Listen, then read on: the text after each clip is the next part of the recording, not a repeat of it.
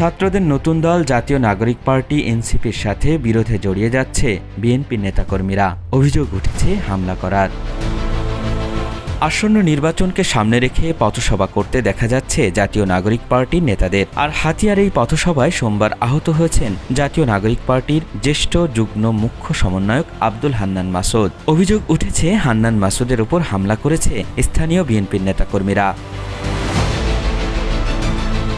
হান্নান মাসুদের আহত হওয়ার পরপরই ছবি ছড়িয়ে পড়ে সামাজিক যোগাযোগ মাধ্যমে। সমালোচনার ঝড় ওঠে এই হামলা নিয়ে। হান্নান মাসুদের ওপর হামলার অভিযোগ তুলে বিএনপির ওপর তীব্র ক্ষোভ ঝেড়েছেন জাতীয় নাগরিক পার্টির মুখ্য সংগঠক সার্জিস আলম।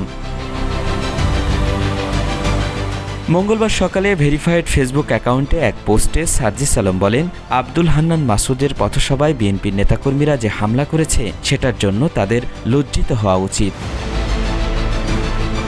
সার্জিস তার পোস্টে বলেন, বিগত ১৬ বছরে স্বৈরাচারী আমলে দল হিসেবে বিএনপি সবচেয়ে বেশি অন্যায় এবং জুলুমের শিকার হয়েছে। অতঃপর হান্নান মাসুদের মতো কিছু অকুতোভয় আপোষহীন সাহসী তরুণদের হাত ধরে ছাত্র জনতার ঐক্যবদ্ধ প্রচেষ্টায় বিএনপি সহ বাংলাদেশের রাজনৈতিক দলগুলো সেই স্বৈরাচারী দুঃশাসন থেকে মুক্তি পেয়েছে। এই কৃতজ্ঞতা বোধটুকু বিএনপি সহ অন্যান্য রাজনৈতিক দলের সবসময় থাকা উচিত।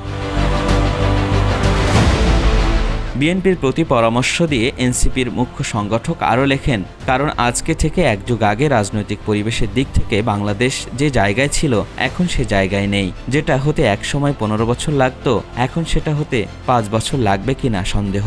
এই জেনারেশন এখন সজাগ, রাজনৈতিকভাবে সচেতন ও সক্রিয়। তাই বিএনপির সহযোদ্ধাদের পরামর্শ থাকবে এই সময় জেনারেশনটাকে আরও একটু সিরিয়াসলি নেবেন।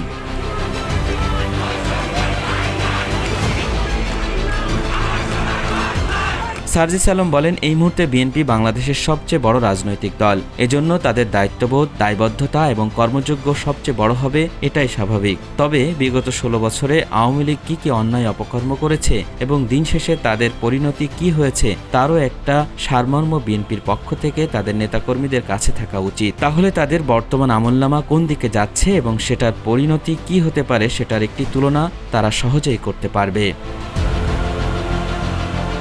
অভ্যুত্থানের অন্যতম কারিগর হান্নান মাসুদের ওপর হামলা যারা করেছে এসব নেতাদের প্রতি তীব্র ক্ষোভ দেখানোর পাশাপাশি দ্রুত গ্রেপ্তার এবং বিচারও চেয়েছেন সার্জিস আলম।